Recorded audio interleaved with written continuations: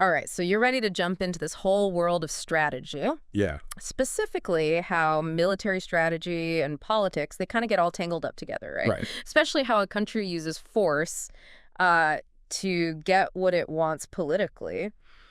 And for this deep dive, we're going right to the source. Mm-hmm. We've got selections from MCDP 11, Okay. which is basically the U.S. Marine Corps, big old doctrine on strategy. Right. Now, before you think we're going full boot camp on you, Yeah. we're not just going to be like, Reciting the manual. yeah, spitting out definitions. We're going to uncover some really cool stuff about how Absolutely. not just countries, but states, even, groups outside governments, how they use this stuff to get what they want on the world stage. It's fascinating how MCDP 11 really emphasizes that strategy is all about understanding why you use force. The what? Just as much as the how. Right, not just how you do it, but why are you doing it in the first place? Yeah, it's not like just moving pieces around a risk board. Yeah, yeah. It's about how you use power in all its forms, military, economic, information, even cultural power, to actually achieve those political goals. So it's kind of like chess, right? Yeah. But with much higher stakes. Way higher stakes. No real consequence. And way more pieces on the board right. than you'd have on a chessboard. And that brings us to, the fundamental idea here. Yeah. That at its core, war is like this extension of politics. Absolutely. What happens when, talking breaks down? Right, negotiations fail. But the goals, what you're trying to get, Right. those are still political. It's about using other means to get what you want. Which is where that famous line comes in. Mm-hmm. Clausewitz. Yeah. War is an expression of politics by other means.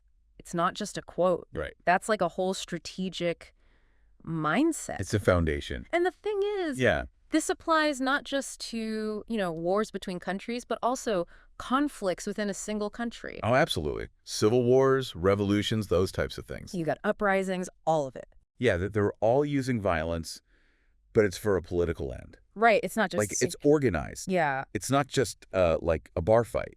Oh, I like that. It's like the difference between a bar fight and a military operation. One's chaos. One's chaos, the other has a purpose. Yeah, there's a goal behind it. Absolutely. Now, these military manuals sometimes get a little philosophical. they get a little, there's some imagery in there. Poetic, yeah. They use this really interesting analogy comparing the strategic landscape to an ecosystem. Oh, yeah, it is a striking comparison. I like that. And it helps to illustrate how dynamic and interconnected everything is. Right. So it's not just like these Right. simple little pieces moving around. Nations aren't like these simple, single-minded things. Right. They're made up of Mhm. all these different groups with their own agendas, political parties, businesses, the military, even like social movement. Like all these different. Think of them like different species all interacting. I like that. But instead of competing for food, they're competing for power. Yeah. And so that makes it very difficult to predict how a conflict is going to play out. Right. You can look at history, but history only teaches you so much because Exactly. the players and their motives, they're always changing. Right. So you have to understand those big forces that are driving the conflict, Right. but also be ready for the unexpected. So it's like art and science mixed together. It is. You got to have both sides. Can't just rely on one. So we've got this messy ecosystem of strategy. Right. Where do you even begin? Does MCDP 11 give you any kind of guidance? It does. It does. It talks about these things called strategic constants and norms. Ooh, constants and norms. Yeah, these are like those recurring patterns Okay. that smart strategists have to factor in. So they got to keep these in mind. Yeah, things like geography, for example. Geography. I thought we were talking about war, not like map making. It's more than just borders and mountains. Okay. Geography shapes a nation's whole character and what strategic choices they have. Oh, okay. Think about it. Island nations versus big continental powers. Right. They're going to have a different Totally different outlook. perspective. And how about scarcity of resources? Like if your country's running out of water Oh, yeah. and your neighbor has a river, That river's looking pretty good right now. it suddenly becomes very strategically important. So geography gets real. It gets real. Strategic real fast. And another constant is national character. National character. And this isn't just about stereotypes. Right. This is deeper. It's a nation's history, culture, values. Yeah. All these influence how they're going to act in a conflict. So, like, their historical baggage comes with them. It absolutely does. Yeah. It shapes their worldview. Yeah. The source gives this example comparing Britain and Russia's response to invasion over centuries. Oh, interesting. And it's amazing how predictable the patterns are. So, like, their culture? Yeah. There's almost a cultural DNA Yeah. that affects how they fight That ticks in. when things get tough. Yeah, their script flips on. Exactly. That's wild. And then there's the balance of power. The balance of power, now I'm guessing that's a lot more complicated than just who has the bigger army? Oh, it is. It's like this invisible hand guiding international relations. Okay. Countries are constantly making alliances, making concessions, Right. even going to war to make sure that no one country gets too powerful. To maintain that balance. It's like a giant game of tug-of-war where nobody wants to get pulled too far in one direction. Ooh, I like that analogy. Yeah. So even in all this chaos, Right. there are some patterns we can see. Yeah, so by understanding these constants, we can get better at anticipating how different players might act. Okay. It's like having cheat codes for a game. Oh, I like that. Where the rules are constantly changing. So it helps us make sense of things a bit. But still, this is some heavy stuff. It is. We keep saying this term political objectives, Yeah. but what does that actually mean in a war? Like, what are they fighting for? That's the key question. Yeah. Because you can't understand a strategy if you don't get what each side is trying to achieve. Right, you got to know the goal. And MCDP 1.1 breaks it down really well, talking about limited versus unlimited political objectives. Okay, so let's break that down. Right. What's the difference there? An unlimited objective is basically total victory. All or nothing. Yeah, no matter what. Regime change, eliminating the enemy, even, genocide in the most extreme cases. So completely crushing your opponent. Absolutely. Yeah, no matter what the cost. But a limited objective, Yeah. that's more about achieving a specific goal, Okay. something short of total victory, like securing a piece of territory. So a limited goal. Yeah, or forcing the enemy to change a policy. Okay, so you're not going for the whole thing, just a piece of it? Yeah, right. Or making the war so expensive for them Yeah. that they're willing to negotiate. Okay, so you're wearing them down. Exactly. So it's about picking your battles, It is. knowing when to go all in Right. versus when to settle for, like, strategic advantage. And that choice between limited and unlimited Yeah. totally shapes the strategy a nation uses. Okay. And MCDP 101 gives some great examples, contrasting the Mujahideen in Afghanistan. Okay. Their goal was to get the Soviets to withdraw, Right, that was their goal. which is a limited objective. Limited. Then you've got the U.S. in the Gulf War. Right. The goal there was kicking Iraq out of Kuwait. Okay. So the military objective was unlimited. Destroy the Iraqi army in Kuwait. Unlimited. Right, but the political objective was more limited. Gotcha. Just restore Kuwaiti independence. So even though it was the U.S. involved in both of those, Right, the strategic thinking behind each one totally different. was completely different. Because the objectives were different. Because of the objectives, that's why it's so important. It's foundational to understanding any conflict. It's like reading a map. Yeah, You got to know where you're going before you can figure out how to get there. absolutely. Now, this makes me think about those, like, war movies where you always see the generals Yeah. arguing about strategy in the war room. Right. But in the real world, who actually decides? Like, does a country go for total victory or do they go for a more limited goal? Well, it's rarely a simple decision. Okay. And it usually involves this back and forth between political and military leaders. So there's a lot of... There's got to be a dialogue. Yeah. And MCDP 1.1 emphasizes this, that political leaders, Yeah. they set those big objectives, Right. but they need military expertise to tell them what's actually possible. Right. So it's not just... You can't just, as a political leader, say, I want this, Right. and have it magically happen. Yeah, the military's got to say, well, hold on. There's got to be an understanding Yeah. of what's achievable And what are the consequences? and what might happen if we do this. So there's that tension There's always tension. between the political goals and the military reality. Absolutely. Yeah, I bet that makes for some interesting It does. It can be a source of dynamics. friction, Yeah, but also between those the leaders. source of productive dialogue. Right. Sometimes you got to have that Right. to hash things out. Got to talk it out. Okay, so you've got your objectives, right? Mhm. How do you actually achieve them? Like, does MCDP 101 break down different strategic approaches you could use? It does. It talks about these two fundamental ways to reach military objectives. Okay, hit me. Annihilation and erosion. Annihilation and erosion. And these build on those limited and unlimited objectives we were talking about. Oh, okay, all right. So annihilation sounds pretty straightforward. Annihilate. Wipe out the enemy. Yeah. It basically means destroying the enemy's ability to fight. And this is often the go-to when a country has a huge advantage. Right, like they just overwhelm them. Right. Yeah, yeah. But achieving that in the real world, Yeah. it can be very difficult. Because there's so many other factors. Yeah, there are. Now, erosion, is that more of a psychological thing? It's more about wearing down the enemy's will to fight Yep. rather than completely destroying their forces. Okay. So this can involve targeting their military, of course, Right. but it can also mean going after their economy, Okay. turning their own people against the war. Oh, yeah. Public opinion. Public opinion is huge. Yeah. Even just making the leadership look bad. Right. Undermine their authority. It's about making the cost of continuing the fight Yeah. just too high. So they just give up. They just say, it's not worth it anymore. It's like a siege, but instead of just surrounding a city, Right. you're surrounding their entire Their whole ability to wage war. to wage war. And Right. MCDP 1.1 points out that choosing between those depends both on what your goals are, Your objectives? yeah, and what your opponent's character's like. Their national character. Sometimes you just gotta crush them completely. Sometimes you do. Other times it's more about breaking their will, Breaking their spirit. not just their army. Yeah. So this is a multi-layered puzzle. It is a puzzle. It's not a simple thing. And it's not a puzzle where you get the box with the picture on it beforehand. Right? You got to kind of figure out the picture as you go. You gotta build the picture yourself. You do. Yeah. And MCDP 1.1 gives us the tools to start doing that. It helps us understand. Helps us understand those choices that strategists have to make. Right, and what they're thinking about. And all those factors they have to consider. It's not just we go, we fight. It's much deeper than that. So, okay, we've got our objectives. Mm-hmm. We've chosen our approach.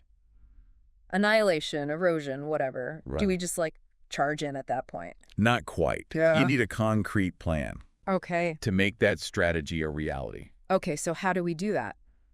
That's where the strategic concept comes in. Strategic concept, so is that like the blueprint for the whole thing? It's more like a framework. Okay. It lays out how all those different tools of power, military, diplomatic, economic, informational, All those different things you can use. you got to bring them all together. Yeah. And it sets priorities for things like resources, Okay. where the fighting will take place. Yeah, where to send the troops. And even the sequence of operations.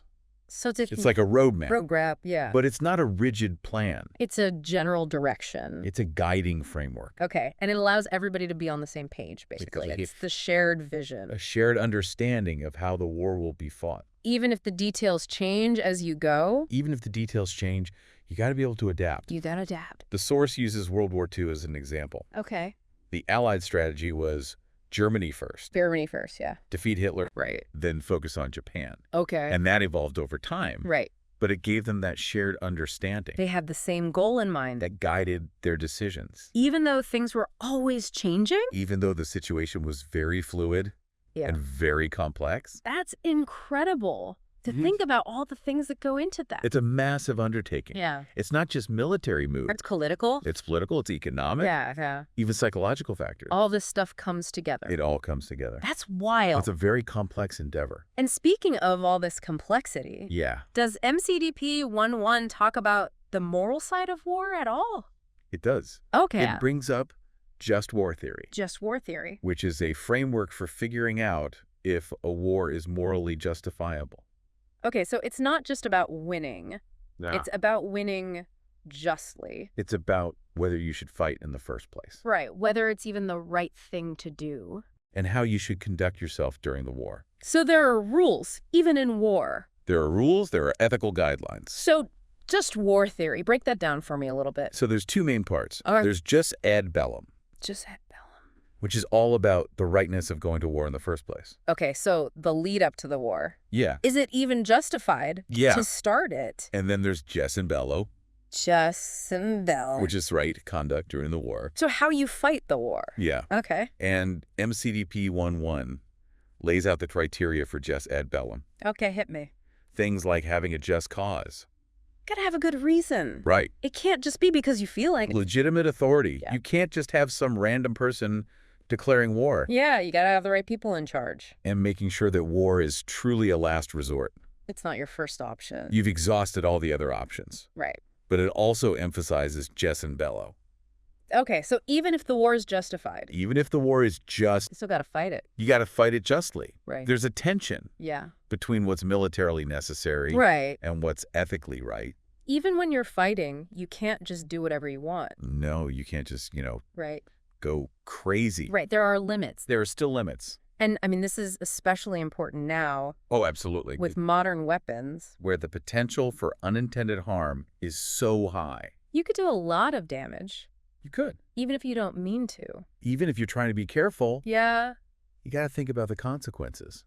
So even in the chaos of war, Right. there are lines you don't cross. There are moral boundaries. Moral boundaries And those boundaries become even more important now, with everything going on. when it's not always clear who the enemy is, Right. It's not as clear cut as it used to be. and where civilians can get caught in the crossfire. Yeah. It's a lot harder to separate the combatants It is. from the non-combatants. It's a messy battlefield. Yeah. The modern battlefield. And that brings up all those challenges Right. of modern warfare, Yeah. where technology and information Plays a huge play role. such a huge role. Yeah. And raise a whole other set of questions. about the ethics of war Yeah. and the limits of force. And that's something we're going to have to Look, unpack. unpack a little bit later. Yeah. But before we get too deep into that, I think we need to take a step back Okay. and talk about some of the potential pitfalls Right. of strategy. Yeah. Given how complex this is, It's a very complex endeavor. there's got to be ways things can go wrong. There are many ways. Yeah, and MCDP 1.1, Yeah. it doesn't shy away from that. No, it actually points out those pitfalls, Okay, good. which I think is very helpful. Yeah, it's good to know what to watch out for. So you don't fall into the same traps. Right, so what are some of those traps? Like, what do we need to avoid? One common one is falling for these, what they call strategic panaceas. Strategic panacea. The one-size-fits-all solutions Oh, okay. that promise easy victory. The cure-all. Yeah, the cure-all. Like, it's going to work no matter what. It's like thinking you can win every battle with the same weapon. Right. You can't bring a knife to a gunfight You can't. or a gun to, I don't know, an information war. Right, You exactly. gotta have the right tool for the job. And MCDP 1.1 shows how this has backfired throughout history. Okay. For example, in the early 20th century, Yeah. there was this big focus on battleships. Battleships, yeah. Thanks to this guy named Alfred Thayer Mahan. Okay. He was a naval strategist. Right. And he argued that whoever controlled the seas Yeah. controlled the world. So whoever had the biggest battleships Right. was gonna win. But of course, But things changed. technology changed and battleships became less important. They got outmatched. Yeah. Yeah. So relying on just one type of weapon or one strategic approach It's not gonna work. can be a fatal mistake. You gotta adapt. You got to be flexible. So it's about avoiding those simplistic solutions. Absolutely. Okay. Another pitfall is getting so bogged down in planning Oh. that you never actually take action. You get stuck in the mud. You get stuck in the analysis paralysis. Paralysis by analysis, yeah. You know, Bureaucracies love that. they love it. They love their routines, Yeah, those routines can get in the way. and those routines can lead to very predictable and therefore ineffective strategies. So you need a plan, You need a plan. but you can't let it... You can't let it stifle you. Yeah. You got to be able to adapt. Okay, so that balance. That balance is crucial. between having a plan but being flexible Right. to change it. Exactly. Yeah. And another pitfall, Yeah. especially for those who love decisive action, Who like to jump in. the jump right in types, Yeah. is believing in the fait accompli. Fait accompli. This idea that one bold move Okay. will just settle everything. Oh, okay. You know, you take this one action Right. and it's all over. You win. You win. But it often ignores Yeah. how the enemy might react Right. There's always a reaction. or those long-term consequences. You got to think about what happens after. Absolutely. That bold move. The Argentine invasion of the Falklands is a classic example. Oh, yeah. They thought they could just take the islands and that'd be it. They thought it would be a quick victory, Yeah. but they underestimated Britain's resolve. And it turned into a disaster. It turned into a long and costly war. So it's not just winning the first battle. No? You got to think about the whole campaign. You got to play the long game. Yeah. And those consequences, Yeah. they can be unpredictable. Right. and very far-reaching. You got to be careful. You got to be mindful. It's like a ripple effect. Exactly. Good point. The strategic thinking Yeah. is about the long game, The long game. not just the quick win. So good strategy requires this balance It does. between boldness Boldness and caution. and caution. You got to have both. You got to be decisive, but also think things through. Yeah. And MCDP 1.1 actually highlights Yeah. 2 more pitfalls that relate to that. Okay, let's hear them. Paralysis by analysis. Oh, yeah, we talked about that. Yeah. And then reckless decision-making, On the other end of the spectrum. the opposite end of the spectrum. So you got the people who overthink everything. Right. And then you got the people who just jump in without thinking. They just charge ahead Yeah. without considering what might happen. So got to find that sweet spot You got to find that in balance the middle. between thinking things through Yeah. and acting decisively. Yeah. And that sweet spot Yeah. can be very hard to find, Especially in the high pressure world especially when the stakes are high. of war. Yeah. Absolutely. But it's essential It's absolutely for essential. making good strategic decisions. It is the key. This makes me realize that strategy, it's not just for It's not just for generals. generals and politicians. It's for everyone. It's a way of thinking. Absolutely. It applies to life. It applies to so many aspects of life. Whether you're, running a business Right. or just trying to understand what's going on in the world. Just trying to make sense of the news. Yeah, understanding strategy, it can give you a real advantage. A huge advantage Yeah. in navigating a complex world. It helps you see things other people don't see. Absolutely. And MCDP one-on-one, Yeah. these insights it gives us, They give us a foundation it's a great foundation for developing that strategic mindset. for understanding how power works Yeah. in the real world. Well, we've covered a lot of ground just in this first part. We have. From the basic political objectives Yeah. to these potential pitfalls of strategy. Those traps to avoid. Yeah, and I already feel like I'm getting a better grasp. It's a lot to take in. It is, but I'm starting to see how this whole strategic landscape That's how it fits together. kind of fits together. Yeah. But we're just getting started. We are. In part 2, we're going to dig deeper into MCDP 1.1. We'll look at some real-world examples. Real-world examples. Yeah, and how these concepts have played out in actual conflicts. Okay, so how this stuff actually gets used. Yeah, we'll get down into the nitty-gritty. I'm excited. All right. Okay. So be sure to tune in for part 2, where we continue our deep dive into strategy. I'll see you then.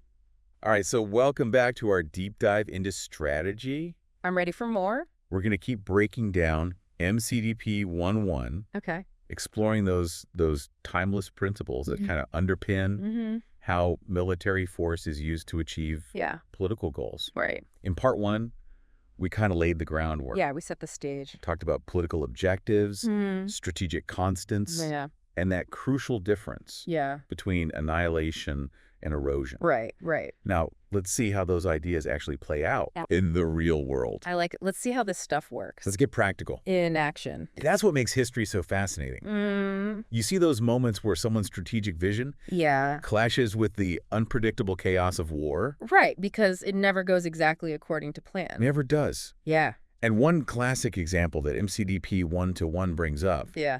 is the Allied strategy in World War II. Okay. World War II, big one. A big one, a global conflict. Yeah. And specifically, their choice to focus on beating Germany first Right. The Germany first strategy. and then dealing with Japan. Yeah. It seems kind of obvious. It does in hindsight. Yeah. Looking Yeah. back, but But at the time, I bet it was a lot more complicated. it's a lot more complex. Yeah. When you had fighting happening all over the place. Right. All over the globe. Multiple fronts, Yeah. a coalition of allies Right. So you got to get everybody on the same page. with their own priorities, Yeah. and then an enemy that's threatening them on multiple fronts. Right. So how do you even come up with a unified strategy? Yeah. In all that mess. It wasn't easy. I bet. There were big debates, Right. clashing personalities. Yeah. Egos get involved. Oh, absolutely. Yeah. And the strategic situation was constantly changing. So you couldn't just have a set plan. You had to be able to adapt. You had to roll with the punches. You did. So what did they come up with? They eventually came up with this strategic concept Okay. that, while it wasn't perfect, Right. it gave them a framework, Okay, so it gave them a starting a point. starting point. Yeah. Yeah.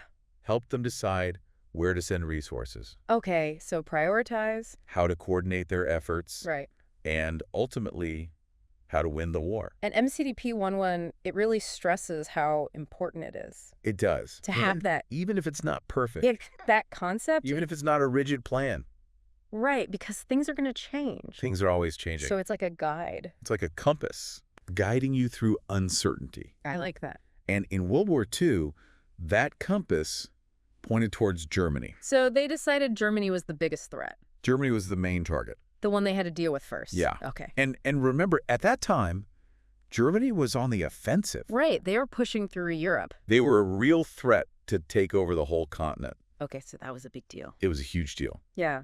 Japan was also being aggressive. Right. They were expanding too. But they were more focused on the Pacific. So the Allies had to prioritize, They did. deal with the bigger threat first. The one that posed the most immediate danger. Existential threat. Exactly. Yeah. If Germany takes over Europe, Then it's game over. it's game over. Yeah. So they went Germany first. And not everyone agreed with it at the time. Really? Oh, yeah, there were lots of debates about it. Okay. But it did end up working. It did, in the end. It did. But it wasn't just about sending all their troops to Europe, right? No, it was a much more complex plan. Okay. It involved a multi-pronged approach, All right, break that down for me. combining military might Okay. with economic warfare, Okay, so hitting them financially. hitting their industry, their trade, Yeah. diplomacy, trying to isolate them Right, politically, get other countries on your side. and even propaganda. Okay, so the information war. Doing your hearts and minds. Yeah, it's not just about the fighting. It's about the whole strategic environment. It's a much bigger picture. Exactly. So they knew it wasn't going to be quick. No, they knew it was going to be a long Yeah. and brutal war Yeah. of attrition. So they were in it for the long haul. They were prepared to grind it out. Wow. And that strategic concept, Yeah. it evolved over time. Oh, okay, so it wasn't static. It wasn't set in stone. Yeah. They adapted As they went. to the changing situation. They learned from their mistakes. They did. And they incorporated those lessons. Absolutely. So it was a dynamic process. It was a constant process of assessment, Yeah. adaptation, Yeah. and refinement. Yeah, and that was key to their success. That flexibility Yeah. was absolutely crucial. Wow. So when you think about all the times that those strategic decisions Right. didn't work out so well, Mhm. like the ones that led to defeat Right. or just stalemate, Stalemate, yeah. I mean, history's full of those. Oh, absolutely. Yeah. And often Yeah. they highlight those pitfalls That we talked about. that we talked about earlier, like looking for simple solutions Right. or overthinking things Yeah. until it's too late to act. Yeah. You get stuck in the mud. You get paralyzed. One example that comes to mind, Yeah. and it's relevant to MCDP 1.1, is the French strategy. In the Franco-Prussian War Okay, Franco-Prussian War. back in 1870. Okay, I gotta admit, I'm not that familiar with that one. It's a fascinating case study Okay. in how outdated thinking, Mm-hmm. Okay. rigid plan, and a failure to adapt Yeah. can lead to disaster. Okay. So the French, at the time, Yeah. they were considered one of the best militaries in Europe. Really? Oh, yeah. Okay. Long history of warfare. Right, they had experience, Professional army well-trained. and sophisticated fortifications. They were ready. They thought they were ready. So they were pretty confident going in. They were very confident. Okay. And their strategic thinking Yeah. was heavily influenced by the Napoleonic Wars. Oh, okay, so recent history. Relatively recent, just a few decades earlier. So they were basically fighting the last war. Yeah, they were using tactics Yeah. that were already outdated. That's a recipe for disaster. It can be. Yeah. Their strategy relied on these big, Yeah. decisive battles, Okay. massive troop movements, Okay. and the belief that French élan, Elan, what's that? it's like their fighting spirit, Okay, their morale. their morale, their aggression. Okay. They thought that would carry the day. So they were relying on, like, their spirit to win? Their inherent superiority, Okay. as they saw it. But something tells me it didn't quite work out that way. It didn't go according to plan. Okay. The Prussians, on the other hand, Yeah. they had adopted a more modern way of fighting. Okay. They emphasized mobility. So they were able to move quickly. Quickly, Yeah. Okay. firepower. So they could hit hard. Hit hard, yeah. Okay. And a unified command structure. So they were organized. They were very well organized. So they were ahead of the curve They were ahead of their time when it came to military thinking. when it came to strategy, Yeah. and they exploited the French rigidity. The French were stuck in their old ways. Stuck in the past, Yeah. they outmaneuvered them, Oh, okay. disrupted their communications, Oh, wow. and ultimately crushed them. So the French got completely outclassed, They were decisively defeated. so they paid the price They paid the price for being stuck in the past. for clinging to tactics that no longer worked. And what were the consequences? Like, what happened to France? Well, they lost the war. Okay, that's bad. They suffered heavy casualties, Yeah. and they lost territory Oh, wow. to the newly formed German Empire. So it had long-lasting consequences. It reshaped the balance of power in Europe. It's a reminder that even the most powerful military can fail if their strategy, If they're thinking, it doesn't match the reality on the ground, Yeah. the world is always changing, Yeah. and strategy has to change with it. So you can't just have a strategy. Right. You need the right strategy For the specific situation you're in. for the time and the place. And that requires a deep understanding. Yeah. Not just of military stuff, Right. but also the political, The political landscape. social landscape, Technological the landscape. technological landscape, The technological landscape, all of it. all of it. Yeah. You got to understand the environment you're operating in, And this makes me think about the challenges. Oh, yeah. of modern warfare, Modern warfare is a whole other beast. where that landscape is constantly changing. It's constantly shifting. Yeah, new technologies. New threats. Yeah. The lines between war and peace. Yeah, they're getting blurry. They're getting blurred. Yeah, it's hard to even define what war is anymore. It is. So how do strategists even begin to navigate That's the challenge. this complex, ever-changing environment? That is the million-dollar question. Yeah. And does MCDP 101 Yeah.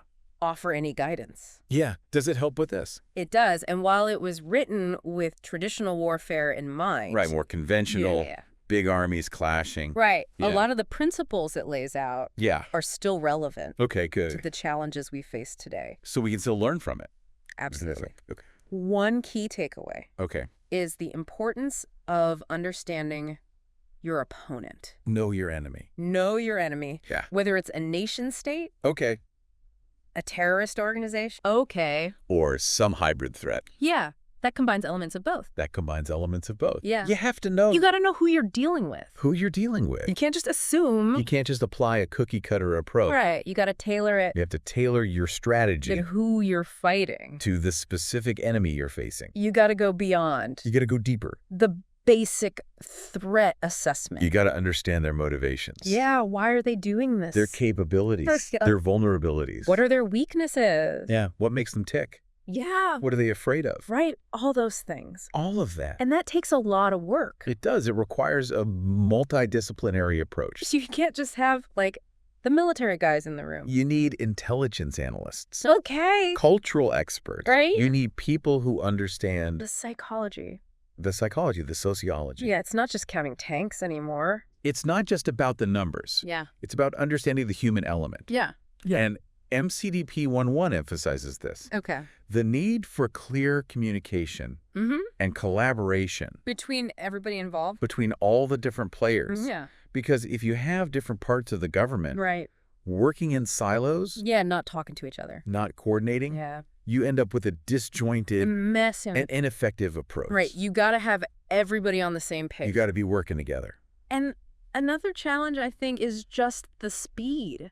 Oh, the speed of information. Information travels so fast now. It's instantaneous. You got the 24/7 news cycle. Social media. Yeah. This constant flood of images, Narratives. propaganda, Yeah. disinformation. It's hard to even know what's real anymore. It is. It's hard to separate fact from fiction. Yeah, it makes it really tough. And it makes the informational element of strategy Okay. even more critical. So what we Yeah. used to call psychological operations. Right, or PSYOP. PSYOP. It's all about shaping perceptions. So it's not just winning on the battlefield. No. It's winning the information war as well. You got to win hearts and minds. Hearts and minds. Got to shape the narrative. Control the message. Make sure your message gets through. Because public opinion, Is a powerful weapon. yeah, it can turn the tide. It can shift very quickly. Especially in the age of instant communication. In the age of social media, It's like you're fighting you are fighting on two fronts. two fronts. The physical battlefield The physical and the information battle. and the information. And they're both important. And they're intertwined. Yeah. What happens on one Yeah. can instantly affect the other. Right. It's a very dynamic and complex environment. And that makes me think about the ethical challenges too. Oh, the ethical challenges are huge. Especially when you're talking about like fighting in cities. Urban warfare. Yeah, or against these non-state actors. Terrorist groups. Yeah, who blend in with civilians. They don't wear uniforms. Yeah, they don't play the roles. It's hard to tell who's who. Yeah, so how do you even define victory That's the question. in that kind of conflict? How do you know when you've won? Yeah, and how do you do it ethically? And that's where those principles of just war theory Okay, that we talked about before. that we talk about in part 1, Yeah. they become really important, So even in these messy even in the messy. conflicts where it's not clear. Where the lines are blurred. Yeah. There are still ethical guidelines Okay. that should inform They should guide our actions. our strategic decision. Because we can't just ignore... We can't just say, all's fair in love and war. Right. The ends don't justify the means. There are still limits Yeah. to what's acceptable. We have to think about the consequences So we do. of our actions. Not just the short term, Yeah. but the long term. And those long-term consequences. They can be very difficult to predict. Yeah. But we can't just ignore them. We got to at least try to think about them. We have to. This makes me realize that strategy... It's a dynamic field. It's constantly evolving. It's constantly changing. You can't just rely You can't just rest on your laurels. on what worked in the past. No. The world is changing too fast. You got to be learning all the time. You got to be a lifelong learner. Adapt to new challenges. Adapt and innovate. And MCDP 1.1, while it's, a product of its time, It is. it still provides that foundation It gives us a framework for that learning process. for thinking about these challenges Yeah. in a structured way. Well, we've covered a lot of ground in part 2 We have from World War II. the grand strategies of World War II Yeah. to the complexities of modern warfare. Yeah. It's a lot to digest. I'm starting to see how it all fits together. Yeah. It's like a big puzzle. It is a puzzle. But we're not done yet. We're not. In part 3, we're going to go deeper. We're going to get into some specific Concepts. strategic concepts. Yeah, and how they can be applied in different situations. From counterinsurgency to cyber warfare. Right. We'll look at how those concepts from MCDP 1.1 can be adapted, applied to the challenges the new challenges of 21st century conflict. The world's changed a lot, It has. so we got to change with it. We do. I'm ready for more. All right, so stay tuned for the final part Part 3. of our deep dive into strategy. We'll see you then. Welcome back for the final part of our deep dive Part 3. into military strategy. It's been quite a journey. It has. We've been using MCDP 1.1 as our guide, Right. and we've tackled some of those core principles. We've looked at history. Yeah, we've looked at historical examples. We even talked about how ethics fits into all this, especially in modern warfare. Yeah, the moral dimension of strategy. But now I think it's time to get even more tactical and explore some specific concepts that MCDP 1.1 lays out. Let's put these ideas into practice. Yeah, let's see how it actually works on the ground. Because we've talked about strategy in general. Right. But MCDP 1.1 gives us some really great insights into how it actually gets operationalized. Okay, I like that. Let's get into the nuts and bolts. Let's get into the details of how this stuff actually plays out in the real world, because it's one thing to talk about it theoretically, but seeing it in action, that's a whole other level. That's where the rubber meets the road. That's where theory meets reality. And one of the concepts that really stood out to me in MCDP 1.1 is this idea of centers of gravity.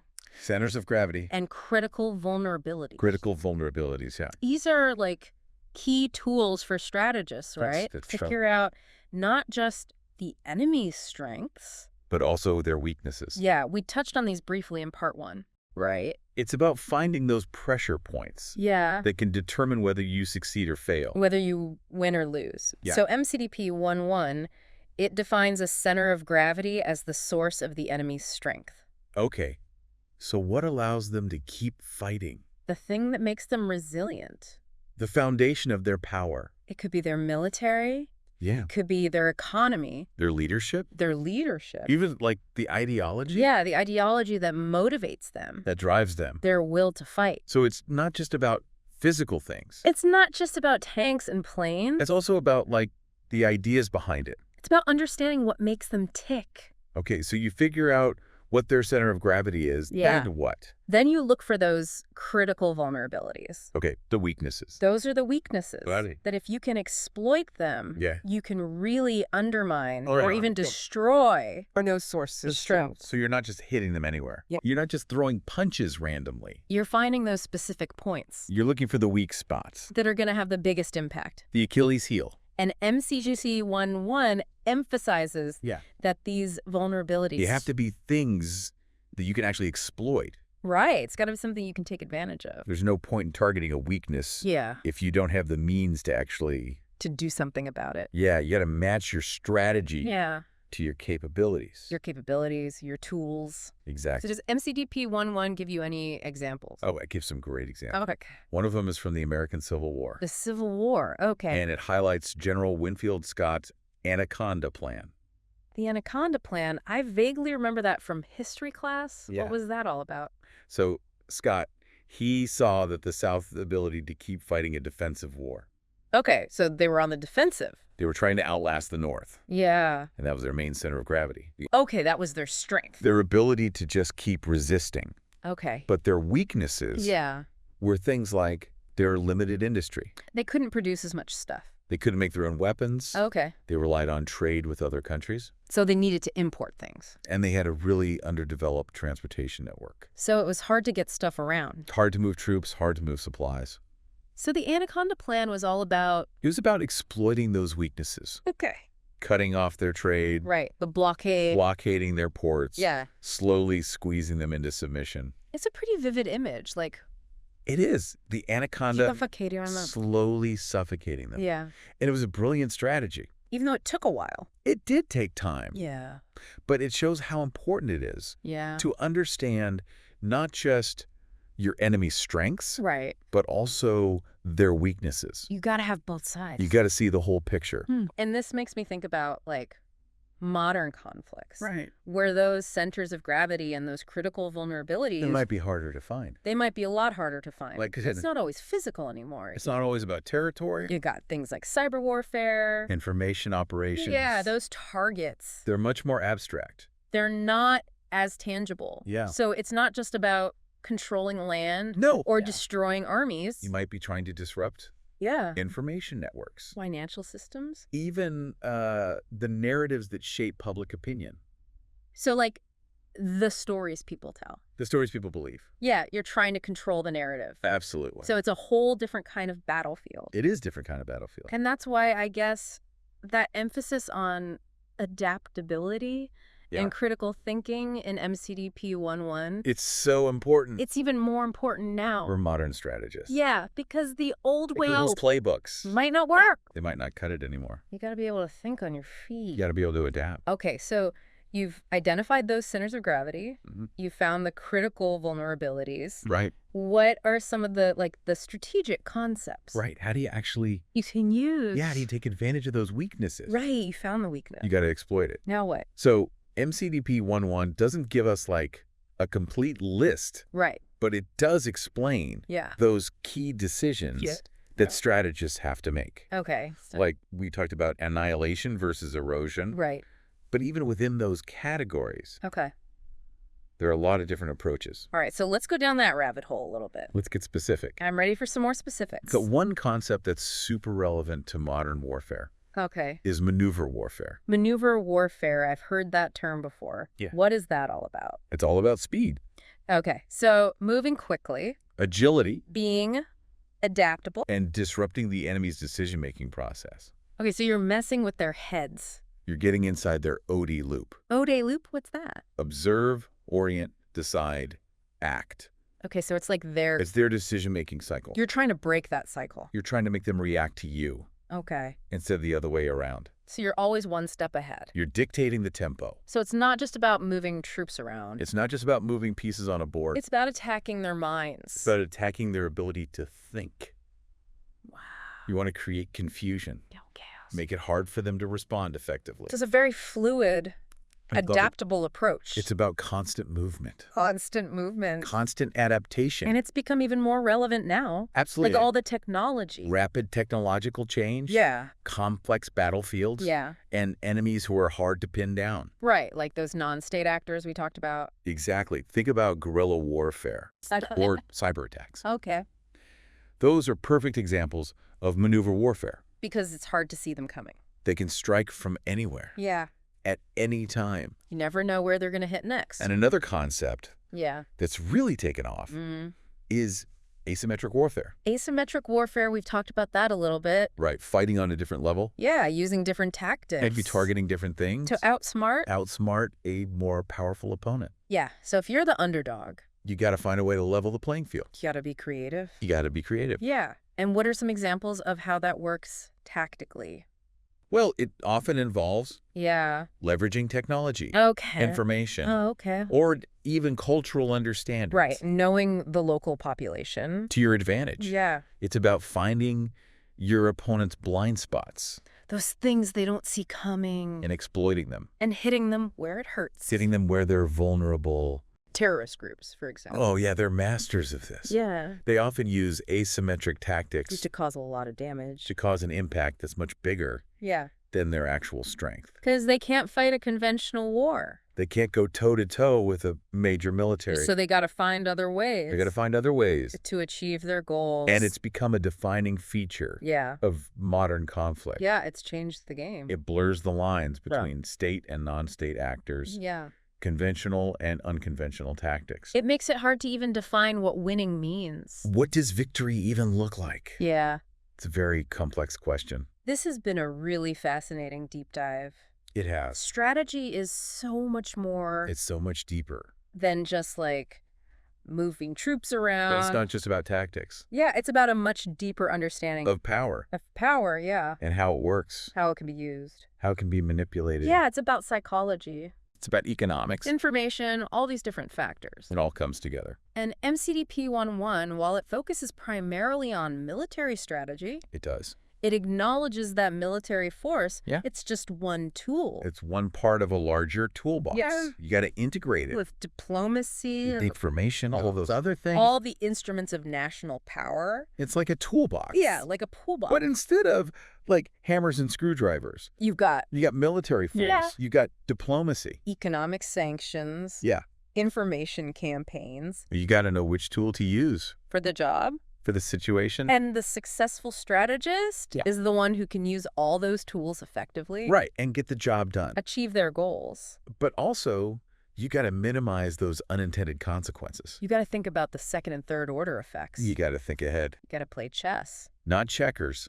not checkers. Yeah, this deep dive into strategy. It's been a journey. It's been really eye-opening. We've covered a lot of ground. We've looked at historical examples. We've talked about theory, We've explored the complexities the messy reality of modern warfare, and it's made me think about strategy Yeah. in a whole new way. And that's what we were hoping for. Yeah. To get you thinking Yeah. about these issues. In new ways. In new ways. Yeah, and these ideas, they're not just for, military folks.